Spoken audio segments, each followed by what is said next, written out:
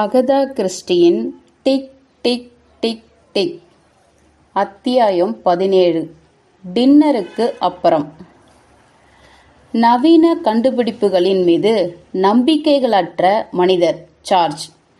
அதன்படி அப்பே குளிர்காலத்தில் அறைக்குள் வெப்பமூட்ட பயன்படும் ஹீட்டர் தவிர வேறெந்த கண்டுபிடிப்பின் வாசனையும் அறியாததாகும். இதன் விளைவாக பெண்கள் டின்னர் சாப்பிட்டுவிட்டு வரவேற்பு அறைக்குள் நுழைந்ததும் அங்கு நிலவிய டெம்பரேச்சரானது மெலிதான நவீன இரவு உடைகளுக்கு ஏற்றாற்போல குளிரை குறைக்கும் அளவுக்கு போதுமானதாக அமையாமல் வெடவெடக்க வைத்தது. கணப்புக்குள் புகைந்து கொண்டிருந்த நெருப்பு எவ்வித சகாயமும் செய்யவில்லை. 3 பெண்களும் கணப்புக்குள்ளேயே போய் உட்கார்ந்து கொள்வதைப் போல சென்றிருந்தார்கள். என்று குளிரின் நடுக்கத்தை வாய்விட்டே செய்து காட்டிய அண்ணா, இங்கே அடிக்கிற குளிருக்கு அறையை வெப்பமாக்கும் வழக்கமே உங்களுக்கு கிடையாதா என்று பட்டென்று கேட்டே விட்டார்.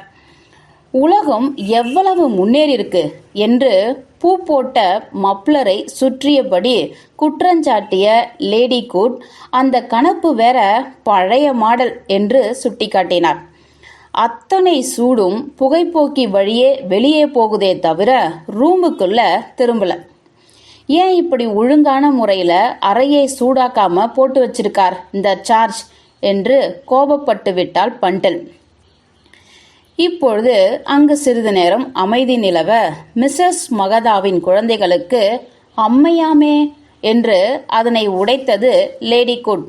அம்மையா என்றாள் பிரபுவின் விதவை மனைவி. இதற்கு பதில் தர பண்டிலும் லேடி கூட்டும் ஒன்றாய் வாயை திறந்துவிட ஒருவருக்கொருவர் அட்ஜஸ்ட் பண்ணிக்கொண்டு விலக்கி முடித்தார்கள். பிறகு அங்கே ஹங்கேரியிலையும் குழந்தைகளுக்கு இது வரும் இல்ல என்றார் லேடி குட். எனக்கு எப்படி தெரியும்? ஓ, நீங்க அங்கேயே இருந்ததா இல்ல? நான் கேள்விப்பட்டேன். ஏதோ பணியில இருந்ததா? ஓ, அதுவா? தனது நீண்ட சிகரெட் தாங்கியில் சிகரெட் ஒன்றினை பொருத்தி புகைக்க ஆரம்பித்து விட்டார் அவர். உங்களுக்கு நான் சில பயங்கரங்களை சொல்றேன் என்றார். நான் பார்த்த பயங்கரங்கள் தாழ முடியாதவை. நீங்க நம்ப கூட மாட்டீங்க. அவர் விவரித்தது போலவே இருந்தது அவர் சொன்னதும். பயங்கரமாய் சலலமாவும் முன்னாலேயே காட்சிதனை விரித்து போடும் திறமையோடும் தொய்யாமல் விளக்கினார். பசி கொடுமை காட்சிகளையும் அதனை விளைவித்த தீவிர பஞ்சத்தையும் வலிக்க வலிக்க கேட்பவர்களுக்குள் ஏற்றினார் அவர்.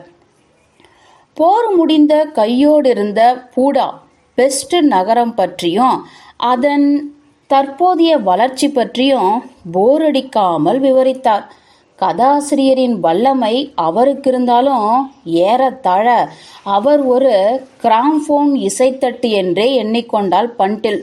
சுழன்று சுழன்று சொல்ல ஆரம்பித்தவர் முடிக்கவே இல்லை. லேடி குட் தன்னிலை இழந்திருந்தார் நிச்சயம். அவருடைய பெரிய சோக விழிகள் பிரபு விதவையின் மேல் அழுங்காது பதிந்தே இருக்க, வாய் சிறிது திறந்திருந்த நிலையில் அப்படியே உட்கார்ந்திருந்தார் அவர்.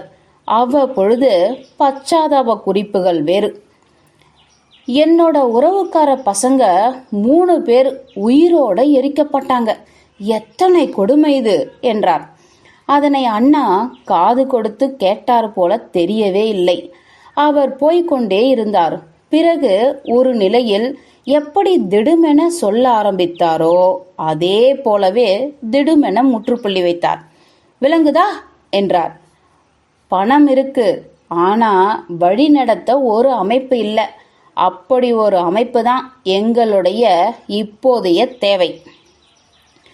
லேடி குட் பெருமூச்செறிந்தார். என் ஹஸ்பண்ட் சொல்வார், முறையான அணுகுமுறை இல்லாம எதுவும் செய்ய ஆகாது. அவர் தன்னோட வெற்றியின் ரகசியமே கூட அப்படிப்பட்ட முறையான வாழ்க்கை முறையிலே தான் அடிக்கடி சொல்வார். திட்டமிட்டு முறைப்படி இயங்காம விட்டிருந்தால் இப்படி ஒரு அந்தஸ்தை சமுதாயத்துல பெற்றிருக்கவே முடியாதும் பார் என் ஹஸ்பண்ட். பிறகு சொல்லு பண்டில் என்று அவள் பக்கமாய் திரும்பிக் கொண்டு கேட்டார். அந்த தலைமை தோட்டக்காரனை நீ விரும்புறியா? மேக்டொனால்ட் என்று கேட்டாவள். வெல் என தயங்கினாள். ஒருத்தரால மேக்டொனால்டை உடனடியாக விரும்ப முடியாது என்றாள். ஆனால் அவன் ஒரு ஃபர்ஸ்ட் கிளாஸ் தோட்டக்காரன். ஓ, எனக்கும் அது தெரியும் என்றார் லேடி குட். அவனை இருக்க வேண்டிய இடத்துல வச்சா ஒழுங்கா நடந்துப்பான் என்றாள் பண்டல். நானும் அப்படித்தான் நினைக்கிறேன். மேக்டொனால்டை வைக்க வேண்டிய இடத்தில் வைப்பது பற்றி இத்தனை சுலபமா பேசுகிறாளே என்று பண்டிலை பொறாமையாய் பார்த்தார் லேடி குட். மம்மதையா நடந்துக்கிற தோட்டக்காரனங்களை எனக்கு பிடிக்கும் என்றார் திடீரென்று அண்ணா. பண்டில் விழித்தாள். ஆனா அக்கணத்தில் ஒரு சிறு மாற்றம் நிகழ்ந்தது. ஜிம்மி தேசிகர் அறைக்குள் நுழைந்து நேரடியாக அவளிடம் விளக்க ஒன்னா அந்நிய முறையில் சொன்னான். நீ ஆர்டர் கொடுத்திருந்தல்ல, வந்திருக்கு, வந்து சரியானு கொஞ்சம் பார்க்கிறியா? பண்டில் அவசரமாய் அறையை விட்டு வெளியேற பின்னாலேயே ஜிம்மி. வரவேற்பறையின் கதவு சாத்தப்பட்டதும், என்ன ஆர்டர் கொடுத்தேன் நான் என்றாள் பண்டில். ஒன்னும் கிடையாது என்றாள் ஜிம்மி. உன்னை தனியா கழட்டிக்கிட்டு வர நான் ஏதாவது சொல்ல வேண்டியிருக்கோம். கமான், பில் உனக்காக லைப்ரரியில காத்திருக்கார். அங்கே வேற யாரும் கிடையாது. வெளிப்படையாய் குழம்பி போயிருப்பது விளங்கும் வண்ணம் அங்கு மேலும் கீழுமாய் நடந்து கொண்டிருந்தார் பில். கவனி என தலையை கண்டதும் கத்தினார் அவர். எனக்கு இது பிடிக்கல. எது? இதுல நீ இப்படி திணிச்சுக்கிட்டு நிற்பது? பரிதாபப்பட்டு கெஞ்சும் தொனியில் பில் வந்திருந்த பண்டிலை பார்க்க இது அவளுக்கு ஒருவித கதகதப்பினை பரப்பிவிட்டது. இதுல இருந்து வெளியேறணும். என்ன சொல்றீங்க ஜிம்மி? ஜிம்மியிடம் முறையிட்டார் அவர். நானும் இதையே ஏற்கனவே சொல்லிட்டேன். விட்டுடு பண்டில், சொன்னா கேளு, ஆபத்து இது. பண்டில் இப்பொழுது ஜிம்மி பக்கமாய் திரும்பிக் கொண்டாள். நீ என்னெல்லாம் இவங்கிட்ட சொன்ன? ஓ, எல்லாத்தையும் தான். இருந்தாலும் எனக்கு ஒண்ணுமே விளங்கல பண்டில் என்றார் பெல். என்னது அது? 7 டயல்ஸ் என்ன மாதிரியான பகுதி அது? அவளை திருப்தியற்று பார்த்தார் பில். ஐசே, போதும். எது போதும்? இதுல போய் நீ உன்னை திணிச்சுக்கிட்டு இருப்பதுன்னு இப்பதானே சொன்னேன். ஏன் கூடாது என்று முதல் முறையாய் கேட்டாள் பண்டில். இது நல்லா பரபரப்பா இருக்கு. ஓ எஸ், பரபரப்பா இருக்கலாம். ஆனா முழுக்கவும் ஆபத்து நிரம்பி இருக்கு. பரிதாபமான ராணேவை நினைச்சுப்பார். எஸ் என்று தீர்மானமாய் ஆரம்பித்தாள் பண்டில். உன்னோட ஃப்ரெண்டு ராணே சம்பந்தப்பட்ட விஷயமா இது இருந்திருந்தால் நீ சொல்ற மாதிரி என்னை நான் இதுல திணிச்சுக்கிட்டு நிற்க மாட்டேன். இனிமே இதுல போய் குழப்பிக்கிட்டு பேசுறதுல அர்த்தம் கிடையாது. உனக்கு எல்லாமே விளையாட்டுத்தனமா போச்சு, எனக்கு தெரியும் பண்டில். ஆனால் ஒண்ணு, மூடுறியா கொஞ்சம்? திட்டம் தீட்டுவோம், கமான். வேறு வழியின்றி அவளுக்கு சாந்தம் ஏற்படுத்தும் வகையில் சம்மதித்தார் பில். மெதுவாய், ஃபார்முலான்னு நீ சொன்னது சரிதான் என்றார். ஹெபர்ஹெட் ஏதோ ஒரு ஃபார்முலா வச்சிருக்கார், அல்லது சர் ஹோஸ்வால்டு. அது பரீட்சித்து பார்க்கப்பட்டிருக்கு, சர்வர் ரகசியமா. அப்ப ஹெபர்ஹெட்டும் இருந்திருக்கார். எல்லோரும் இப்ப படிக்கும் அறையில இருக்காங்க. சர் ஸ்டான்லி டிக்பி எவ்வளவு நாள் தங்க போறார் கேட்டான் ஜிம்மி. நாளைக்கு டவுனுக்கு திரும்புறார் என்ற ஜிம்மி. ஒரு விஷயம் நல்லா விளங்குது என்றான். நாளைக்கு அந்த ஃபார்முலாவை எடுத்துக்கிட்டு டிக்பி கிளம்புகிற பட்சத்துல ஏதாவது நடக்கணுமா? அது இன்னைக்கே நடந்தாகணும். அப்படி ஒன்று நடக்கணும் தான் நான் நினைக்கிறேன். இதுல சந்தேகமே கிடையாது. இது இந்த சமாச்சாரத்தை வசதியா குறுக்கி சின்னதாக்கி தருது. ஆனா அவனுங்க மகா புத்திசாலிங்க. எதிரிங்களை சொல்றேன், அதனால நாம விலாவரியா பேசிடணும். முதல்ல அந்த புனித ஃபார்முலா இன்னைக்கு ராத்திரி எங்கே இருக்கும்? ஹெபர்ஹெட் வச்சிருப்பாரா அல்லது சர்க்கூட்டா? 2 பேரும் கிடையாது. இன்னைக்கு சாயங்காலமே அது வான்வழித்துறை அமைச்சர்கிட்ட கொடுக்கப்பட்டாச்சுன்னு செய்தி இருக்கு. நாளைக்கு அதை அவர் டவுனுக்கு கொண்டு போயிடணும். ஸோ ஓரூர் கீ வச்சிருப்பார் நிச்சயமா. அப்ப நாம பண்ண வேண்டியது ஒண்ணுதான். அதை யாராவது இன்னைக்கு ராத்திரி வந்து அபகரிக்கலாம். ஆகவே நாம கண்காணிக்கணும். பில் ரெடியா? இதற்கு எதிர்ப்பு தெரிவிக்கும் விதமாய் வாயை திறந்தாள் பண்டெல். ஆனால் எதுவும் பேசாது மீண்டும் மூடிக்கொண்டு விட்டாள். ஒன்னு கேட்கணுமே என்ற ஜிம்மி, நான் அங்கே பார்த்தது ஸ்காட்லாந்து ஆளா என்ன? மாபெரும் உளவுக்காரன் யா நீ என்றாள் பண்டெல். சரி கவனிங்க என்றான் ஜிம்மி. ராத்திரி பொழுது கண்காணிப்பை 2ஆ பிரிச்சுக்கலாமா? மறுபடியும் இங்கு ஏதோ சொல்ல வாயெடுத்தாள் பண்டெல். ஆனால் ஏதும் பேசாமல் வாயடைத்து விட்டாள். நீங்க சொல்றதுதான் சரி என்றார் பில். முதல் டியூட்டி நீங்க பார்க்கறீங்களா? காசு சுண்டி பார்த்துடுவோமே. ஓகே. இதோ தலை விழுந்தா நீங்க முதல்ல, அதே பூனா நானு. பில் ஏற்றுக்கொண்டார். காற்றில் சுழன்று விழுந்தது காசு. ஜிம்மி பார்க்க குனிந்தான். பூ என்றான் அவன். ச என்றார் பில். முதல் சான்ஸ் உங்களுக்கு. எல்லா பரபரப்பையும் நீங்க அனுபவிச்சிட போறீங்க.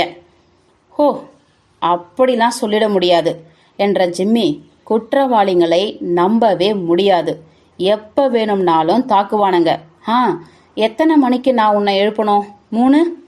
அதான் சரின்னு படுது. இப்பொழுது ஒரு வழியா பண்டெல் பேசினாள். நான் ஒன்னும் பண்ண வேணாம், படுக்கைக்கு போய் தூங்கு. ஓ என்று பண்டெல் இது நல்லதா தோணலையே என முகம் சுளித்தாள். உனக்கும் பில்லுக்கும் சொன்னதேதான்.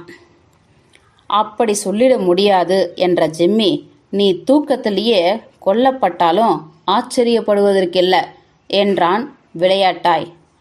வெல், அதுவும் நடக்கலாம். ஒன்று உனக்கு தெரியாம ஜிம்மி, எனக்கு அந்த விதவை பிரபுவின் மனைவியை பிடிப்பதே இல்லை என்றாள் பண்டெல். நான் அவளை சந்தேகப்படுறேன். நான்சென்ஸ் என்று சூடானார் பில். அவங்க சந்தேகங்களுக்கு எல்லாம் அப்பாற்பட்டவங்க. உனக்கு எப்படி தெரியும் என மறுத்தளித்தாள் பண்டெல். ஏன்னா எனக்கு தெரியும். ஹங்கேரியன் எம்பசியில் ஒருத்தன் இவங்களோட நன்னடத்தைக்கு சான்றிதழ் தந்தான். போதுமா? பில்லுடைய படபடப்பு தாளாமல் ஓ என்றபடி பின்வாங்கிவிட்டாள் பண்டில். இந்த பொம்பளைங்களே இப்படித்தான் என பண்டிலை படித்தார் அவர். ஒரு பொண்ணு கலகலன்னு இருந்துடக்கூடாதே, பட்டம் கட்டிட வேண்டியதுதான். தேவையில்லாம வாக்குவாதம் பண்ணிக்கொண்டே போகும் பில்லின் அடிப்படை குணம் அறிந்தவள் பண்டில். ஆகவே அப்படியே விட்டுவிட்டாள். நான் தூங்க போறேன் என்றாள். வரவேற்பறைக்கு போகல, போர் அடிக்கிறாங்க அங்க. அவள் வெளியேறினாள். பில் ஜிம்மியை பார்த்தார். இந்த பண்டிலோட நமக்கு தகராறு வருமோன்னு தோணுது என்றார். எல்லாத்துலயும் என்னமா மூக்க நுழைக்கிறா, கவனிச்சிங்கல்ல? இத்தனை பெரிய விஷயத்த தோல்ல தூக்கி இருக்கிற அவ ஆச்சரியமானவதான். அப்படியே என்றான் ஜிம்மி. இது என்னை உழுக்கிடுச்சு. அவளுக்கு சாதுரியமும் இருக்கு. பண்டிலை சொல்றேன், எது சாத்தியம் எது அசாத்தியம் எல்லாம் அவளுக்கு தெரியுது. அது சரி, ராத்திரி பொழுதுக்கு நமக்கு ஆயுதங்கள் எதுவும் கைவசம் வேணுமா? என்கிட்ட நீல மூக்கு ஆட்டோமேட்டிக் பிஸ்டல் இருக்கு என்றான் ஜிம்மி பெருமையாய். நல்ல கணம், பார்த்தாலே பயமுறுத்தும். நேரம் வரும்போது அதை உங்களுக்கு நான் தரேன். ஜிம்மியை மரியாதையோடும் பொறாமையோடும் பார்த்தார் பில். அத கையோடு இருக்கணும்னு எது உங்களை நினைக்க வச்சது?